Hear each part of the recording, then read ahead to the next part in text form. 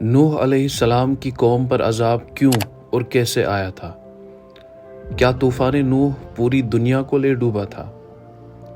نوح علیہ السلام نے کشتی کیسے بنائی تھی اور کشتی بنانے کا مقصد کیا تھا؟ اگلے وقتوں میں قوموں پر عذاب کیوں آتا تھا؟ قرآن ان تاریخی واقعات کو کیسے بیان کرتا ہے؟ آئیے جانتے ہیں۔ جب کفر کی جڑیں مضبوط ہو گئیں، شرک کی شاخیں تاحد نگاہ پھیل گئیں، بدعت نے دین کی جگہ لے لی، شیطان اپنی فتوحات پر نازاں تھا، ظلم نے انصاف کو زیر کیا، عدل کا نام و نشان مٹ گیا، تو اللہ کی رحمت جوش میں آئی۔ انسانوں کو بھولا ہوا سبق یاد دلانے کے لیے اللہ نے ایک اور رسول کو بھیجنے کا ارادہ کیا۔ جبریل علیہ السلام نے اپنی ڈیوٹی ریزیوم کی اور بحکم خداوند آسمان کا رابطہ پھر سے زمین سے ہونے لگا۔ نوح علیہ السلام کی ولادت حضرت آدم علیہ السلام کی وفات کے 126 سال بعد عراق میں ہوئی۔ پہلے زمانے میں اسے کلدانیہ کہتے تھے۔ نوح علیہ السلام کے ماں باپ دونوں مومن تھے۔ ایک روایت کے مطابق ان کی والدہ کا نام کیشوش بنت برکائیل اور والد کا نام لامک تھا۔ آپ علیہ السلام کو اللہ نے اس وقت مبعوث فرمایا جب دنیا میں بتوں کی عبادت اور شیطان کی اطاعت شروع ہو چکی تھی۔ لوگ کفر اور گمراہی میں مبتلا ہو چکے تھے۔ جب زمین میں بت پرستی عام ہو گئی تو اللہ نے اپنے رسول حضرت نوح علیہ السلام کو ان کی قوم کی طرف بھیجا۔ وہ لوگوں کو اللہ کی عبادت کی دعوت دیتے تھے اور ان کو غیر اللہ کی عبادت سے منع کرتے تھے۔ اور ہم نے نوح کو اس کی قوم کی طرف بھیجا کہ میں تم کو صاف ڈرانے والا ہوں، یہ کہ تم اللہ کے سوا کسی کی عبادت نہ کرو، میں تم پر ایک دردناک عذاب کے دن کا اندیشہ رکھتا ہوں۔ حضرت نوح علیہ السلام اللہ کے پہلے رسول ہیں جن کو زمین والوں کی طرف بھیجا گیا۔ ان سے قبل صرف نبی آئے تھے۔ نبی اور رسول میں فرق ہے۔ حضرت نوح علیہ السلام نے اپنی قوم کو دعوت کے 3 بنیادی اصول سمجھائے۔ نمبر 1، کفر و شرک کو چھوڑ دو، اللہ وحدہ لا شریک کی عبادت کرو، اس سے تمہارے عقائد درست ہوں گے، توہمات اور وسوسوں سے تمہاری عقلیں آزاد ہوں گی۔ نمبر 2، تقوی اختیار کرو، جب تم متقی اور پرہیزگار بن جاؤ گے تو فسق و فجور کی گندگی سے تمہارا دامن پاک ہو جائے گا، ظلم و ستم، لوٹ کھسوٹ، جھوٹ اور غیبت، خود غرضی اور حرص کا تمہارے معاشرے میں نام و نشان بھی باقی نہیں رہے گا۔ نمبر 3، تم میری اطاعت کرو، تمہارے رب نے مجھے مرشد و رہنما بنا کر مبعوث فرمایا ہے، میں تمہیں سیدھی راہ پر لے چلوں گا اور منزل مراد تک پہنچا دوں گا۔ حضرت نوح علیہ السلام کی دعوت کے یہ وہ بنیادی اصول تھے جن کی تعلیم وہ قوم کو دیتے رہے، لیکن رد عمل میں انہیں ملامت، پتھراؤ اور تکذیب کا سامنا کرنا پڑا۔ اس کی قوم کے سرداروں نے کہا، جنہوں نے انکار کیا تھا، کہ ہم تو تم کو بس اپنے جیسا ایک آدمی دیکھتے ہیں اور ہم نہیں دیکھتے کہ کوئی تمہارا تابع ہوا ہو سوائے ان کے جو ہم میں پست لوگ ہیں، بے سمجھے بوجھے، اور ہم نہیں دیکھتے کہ تم کو ہمارے اوپر کچھ بڑائی حاصل ہو، بلکہ ہم تو تم کو جھوٹا خیال کرتے ہیں۔ نوح علیہ السلام کو درس توحید دیتے دیتے مدتیں گزر گئیں۔ برادران وطن کی ہدایت کے لیے وہ ہمتاً مصروف رہے۔ صبح و شام وہ اسی فکر میں رہے کہ کسی طرح قوم شرک کی راہ کو ترک کر کے توحید کے دامن میں لوٹ آئے، مگر ان کی محنت کا مطلوبہ پھل نہیں مل رہا تھا۔ جتنا جتنا وہ لوگوں کے قریب جا کر دعوت دینے کی کوشش کرتے، اتنا ہی قوم کے افراد ان سے دور بھاگتے تھے۔ نوح نے کہا کہ اے میرے رب، میں نے اپنی قوم کو شب و روز پکارا، مگر میری پکار نے ان کی دوری ہی میں اضافہ کیا۔ قوم کی لاپرواہی اور غیر سنجیدگی دیکھ کر نوح علیہ السلام مایوس ہو گئے۔ 950 سال انہوں نے اللہ کی طرف لوگوں کو بلایا، لیکن جواب میں صرف ریجیکشن ملا۔ نوح علیہ السلام کو ان سے کوئی دنیاوی فائدہ یا اجر نہیں چاہیے تھا، بلکہ ایک مخلص محسن کی طرح وہ بس اتنا چاہتے تھے کہ قوم حق کو سمجھ کر قبول کرے تاکہ اللہ کی پکڑ سے محفوظ رہ سکیں۔ لیکن صدیاں اسی خواہش میں بیت گئیں اور قوم خواب غفلت میں پڑی رہی۔ بالآخر نوح علیہ السلام نے اپنے ہاتھ اللہ کی بارگاہ میں بلند کیے اور نوح نے کہا، اے میرے رب، زمین پر کافروں میں سے کوئی رہنے والا نہ چھوڑ۔ آخر اللہ تعالیٰ نے اپنے نبی کے اطمینان کے لیے ان کی طرف وحی فرمائی کہ جن کی قسمت میں دولت ایمان تھی وہ ایمان لا چکے، ان کے علاوہ باقی ایمان نہیں لائیں گے، اس لیے آپ علیہ السلام ان کے لیے غمزدہ نہ ہوں۔ مہلت کی گھڑیاں ختم ہونے والی ہیں، ان کی تباہی کا مقررہ وقت آ پہنچا ہے، تباہی ان کا مقدر ہے۔ اللہ نے فیصلہ سنا دیا۔ پھر کیا تھا؟ آسمان پر موجود ستارے اور اجرام فلکی کپ کپانے لگ گئے۔ اللہ کا جلال واضح تھا۔ زمین اللہ کے خوف سے لرزنے لگ گئی، پہاڑ ہیبت سے کانپنے لگ گئے، فرشتے سہم سے گئے۔ دنیا پہلی دفعہ قیامت صغریٰ کا مشاہدہ کرنے والی تھی۔ موت کے فرشتے روحوں کی صورت میں امانتیں وصولنے کے لیے تیار بیٹھے تھے۔ داروغہ جہنم آگ کی ہولناکی پر لرزہ برندام تھا۔ انسانوں پر پہلی بار اجتماعی موت کی آفت آنے والی تھی۔ اللہ کا غضب اور قہر کلدانیہ کے نامشکور دروازوں پر دستک دینے لگا تھا۔ جبریل علیہ السلام عرش سے ایک آرڈیننس لے کر نکلے۔ ساتوں آسمان اور اس میں موجود مخلوق آقا کے حکم کا پروٹوکول دیکھ کر ورطۂ حیرت میں تھے۔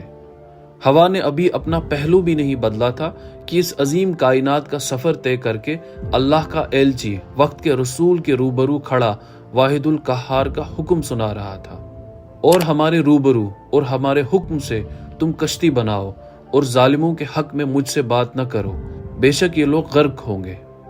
حکم ملتے ہی حضرت نوح علیہ السلام کمر بستہ ہو گئے۔ لکڑی لائی جا رہی ہے، اسے چیرا جا رہا ہے، تختے نکالے جا رہے ہیں، تختے الٹائے جا رہے ہیں، تختے پھیلائے جا رہے ہیں، دیگر ضروری چیزیں فراہم کی جا رہی ہیں۔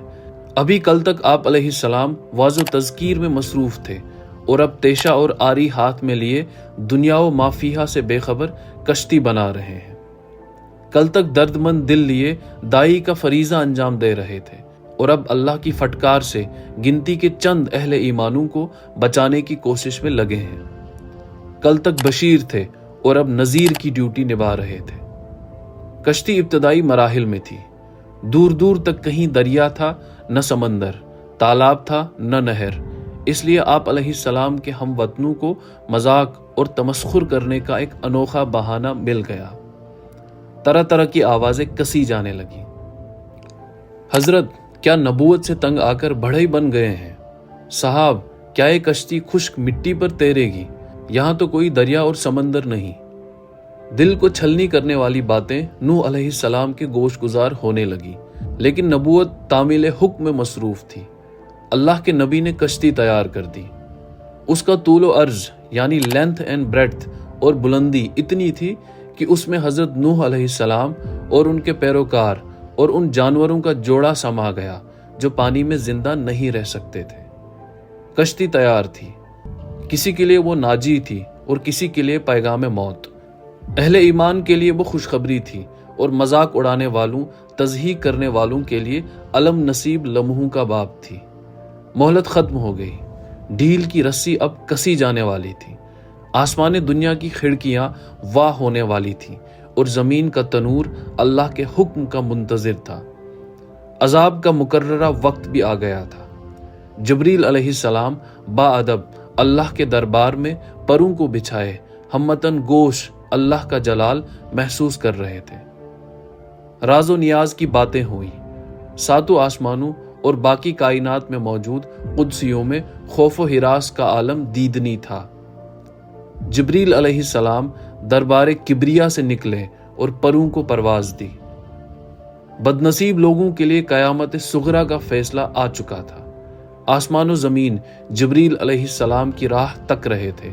وہ آن پہنچے اور انہیں ان کے رب کا حکم سنایا، یہاں تک کہ جب ہمارا حکم آ پہنچا اور طوفان ابل پڑا، ہم نے نوح سے کہا کہ ہر قسم کے جانوروں کا ایک ایک جوڑا کشتی میں رکھ لو، اور اپنے گھر والوں کو بھی، سوا ان اشخاص کے جن کی بابت پہلے کہا جا چکا ہے، اور سب ایمان والوں کو بھی، اور تھوڑے ہی لوگ تھے جو نوح کے ساتھ ایمان لائے تھے۔ اور نوح نے کہا، کشتی میں سوار ہو جاؤ، اللہ کے نام سے اس کا چلنا ہے اور اس کا ٹھہرنا بھی۔ امام بغوی رحمہ اللہ نے حضرت اکرمہ رحمہ اللہ اور امام زہری رحمہ اللہ سے روایت کی ہے کہ تنور سے مراد سطح زمین ہے، اور حضرت قتادہ رحمہ اللہ کی رائے میں تنور سے مراد زمین کے بلند ٹیلے ہیں۔ زمین نے جتنا پانی جذب رکھا تھا وہ خالق کا حکم ملتے ہی ابلنے لگا اور آسمان کا بند بھی ٹوٹ گیا۔ آندھی، طوفان اور پانی کے اتحاد نے اس قوم کی اینٹ سے اینٹ بجا دی۔ 40 دن مسلسل شب و روز بارشوں کا سلسلہ جاری رہا اور 6 ماہ تک کشتی پانی پر تیرتی رہی۔ عذاب خداوندی سے نجات صرف اس نے پائی جو کشتی میں سوار ہو گیا۔ اور ہم نے نوح کو اور اس کے لوگوں کو بہت بڑے غم سے بچا لیا، اور ہم نے اس کی نسل کو باقی رہنے والا بنایا، اور ہم نے اس کے طریقے پر پچھلوں میں ایک گروہ کو چھوڑا۔ سلام ہے نوح پر تمام دنیا والوں میں۔ وہ منظر بڑا پرہیبت تھا، زمین کی سطح پر پانی کا ناپیدا کنار نظارہ، اور اس پر کشتی کا ہچکولے کھا کر اللہ کے سہارے چلنا۔ قرآن نے اس کی منظر کشی کی ہے۔ کشتی ان کو پہاڑوں جیسی موجوں سے لے کر چل رہی تھی۔ نوح علیہ السلام کے باغی بیٹے کا یہ خیال کہ میں کسی پہاڑ پر چڑھ جاؤں گا جو مجھے پانی سے بچا لے گا، اور اس کا پانی میں غرق ہو جانا، اور پھر سورہ ہود آیت نمبر 44 کے مطابق اور کشتی جودی پہاڑ پر جا ٹھہری۔ اس سب معلومات سے پتہ چلتا ہے کہ طوفان کے پانی میں وہاں کی پہاڑیاں ڈوب چکی تھیں۔ جودی جو ارارت ماؤنٹین ٹرکی کی ایک چوٹی ہے، وہ بھی طوفان کے پانی میں ڈوبی ہوئی تھی۔ تب ہی نوح علیہ السلام کی اتنی بڑی کشتی اس چوٹی تک تیرتے ہوئے پہنچ سکی۔ جودی مشرقی ترکی میں اس مقام پر ہے جہاں ترکی، آرمینیا اور ایران کی سرحدیں ملتی ہیں۔ آرمینیا کی سرحد پر کوہ ارارات کے آؤٹ سکرٹس میں نوح علیہ السلام کے مختلف آثار کی نشاندہی اب بھی کی جاتی ہے، اور شہر گنچیوان کے باشندوں میں آج تک مشہور ہے کہ اس شہر کی بنیاد نوح علیہ السلام نے طوفان کے بعد ڈالی تھی۔ یہ بھی کہا جاتا ہے کہ جودی کی برف پوش چوٹی پر نوح علیہ السلام کی کشتی آج بھی موجود ہے۔ جودی پہاڑ کی اونچائی 5165 میٹر ہے۔ اس طرح طوفان کے پانی کی بلندی 5165 میٹر سے کچھ زیادہ ہی رہی ہوگی۔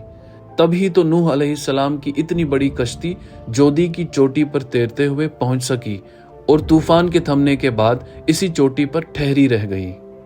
نوح علیہ السلام کے مرکز یعنی موجودہ کوفہ کے مقام سے جودی کا فاصلہ تقریباً 600 کلومیٹر ہے۔ تورات کے مطابق طوفان کے وقت حضرت نوح علیہ السلام کی عمر 600 سال تھی، اور طوفان کے بعد مزید 300 سال تک زندہ رہے۔ کچھ مسلم مورخین کا ماننا ہے کہ قرآن میں موجود لفظ سائبین حضرت نوح علیہ السلام کی امت کے لیے استعمال ہوا ہے۔ حضرت نوح علیہ السلام کے اس قصے سے ملتی جلتی روایات یونان، مصر، ہندوستان اور چین کے اینسنٹ لٹریچر میں بھی ملتی ہیں، اور اس کے علاوہ Burma, Malaysia, Australia, New Guinea اور امریکہ اور یورپ کے مختلف حصوں میں بھی ایسی ہی روایات پرانے زمانے سے چلی آ رہی ہیں۔ اس سے صاف ظاہر ہوتا ہے کہ یہ قصہ اس زمانے سے تعلق رکھتا ہے جبکہ پوری نسل آدم کسی ایک ہی خطۂ زمین میں رہتی تھی، اور پھر وہاں سے نکل کر دنیا کے مختلف حصوں میں پھیلی۔ اسی وجہ سے تمام قومیں اپنی ابتدائی تاریخ میں ایک ہمغیر طوفان کی نشاندہی کرتی ہیں۔ اگرچہ وقت گزرنے کے ساتھ ساتھ اس کی حقیقی تفصیلات انہوں نے بھلا دی، اور اصل واقعے پر ہر ایک نے اپنے اپنے خیال کے مطابق افسانوں کا ایک بھاری خول چڑھا دیا۔ طوفان نوح اپنی نوعیت میں اس قدر حیرت انگیز اور مہیب تھا کہ اس کی داستانیں ساری دنیا میں مشہور ہیں۔ عہد نامہ قدیم اور عہد نامہ جدید میں اس کی تفصیلات مختلف انداز میں بیان کی گئی ہیں۔ بابل کی تاریخوں، ہند کے رزمیوں، ویلز، اسکینڈینیویا، لیتھونیا، چین اور یونان کی داستانوں میں اس کا ذکر ملتا ہے۔ تحریک مجاہدین ہند کے مولانا محمد جعفر تھانیسری، جو کالا پانی انڈومان میں قید رہے، اپنی داستان اسیری میں لکھتے ہیں کہ مقامی باشندوں کی قدیم کہانیوں میں طوفان نوح جیسے سیلاب کا ذکر آتا ہے۔ وقت کی رفتار تیزی سے آگے بڑھی تو یہ واقعہ مسخ ہوتا گیا اور مختلف علاقوں میں مختلف داستانوں کی شکل اختیار کرتا گیا۔ قرآن کریم میں یہ واقعہ کسی داستان یا تاریخ کے طور پر نہیں بیان کیا گیا، بلکہ عبرت اور نصیحت کے لیے بیان کیا گیا ہے، اور یہ بتایا گیا ہے کہ جب کوئی قوم اللہ سے سرکشی کرنے لگتی ہے، اللہ کے احکامات کو تسلیم نہیں کرتی، اللہ کی باغی ہو جاتی ہے اور ان پر مسلسل پند و نصیحت کا بھی کوئی اثر نہیں ہوتا، اللہ کے رسول کو جھٹلاتی ہے اور اللہ کے رسول کا مذاق اڑاتی ہے، تو اس کا کیا حشر ہو سکتا ہے؟ اور اس قسم کے انجام سے دوچار کرنے کے لیے اللہ تعالیٰ کو کوئی محنت بھی نہیں کرنی پڑتی، بس ایک حکم کن سے سب کچھ ہو جاتا ہے۔ قرآن کریم میں اس واقعے کو حسب ضرورت کہیں اشارتاً، کہیں بریفلی اور کہیں ڈیٹیلڈ میں بیان کیا گیا ہے، اور ہر جگہ مقصود ایک ہی ہے کہ لوگوں کو اللہ کے ساتھ سرکشی کرنے، اللہ کی نافرمانی کرنے اور رسولوں کو جھٹلانے سے ڈرایا جائے اور اس کے دردناک انجام سے باخبر کیا جائے۔ جو لوگ دعوت دین کا کام کر رہے ہیں انہیں معلوم ہو جائے کہ ان سے پہلے جن لوگوں نے یہ خدمت انجام دی انہیں کتنی آزمائشوں سے گزرنا پڑا۔ حق کی راہ کبھی فلواریوں سے نہیں گزری، بلکہ اس راہ میں ہمیشہ کانٹے اور پتھر ہی پائے گئے ہیں، اور اللہ کے باغیوں کو یہ پیغام دینا ہے کہ وہ اس غلط فہمی میں نہ رہیں کہ اللہ سے جیت جائیں گے اور اس کی پکڑ سے بچ نکلیں گے۔